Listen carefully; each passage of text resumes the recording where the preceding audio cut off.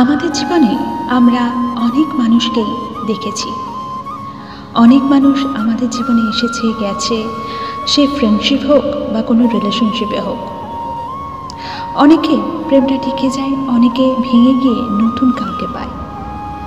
আমরা সৃষ্টিকর্তাকে, যেই মানুষটা আমাদের জীবন থেকে চলে গেছে, তাকে পাওয়ার জন্য সে যাতে আমাদের একটু সময় দেয়, আমাদের আবার সম্পর্ক যাতে ঠিকঠাক হয়ে যায়, তার জন্য তার কাছে প্রার্থনা করতে থাকি।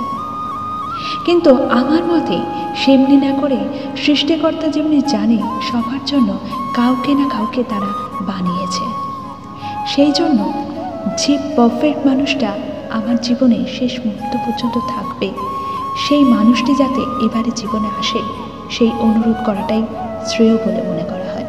কারণ দেখো, যে গেছে সে কোনোদিনই তোমার ছিল না, সে একটা সময়ের জন্য, টাইম স্পেন্ড করার জন্য তোমার কাছে এসেছিল হয়তো।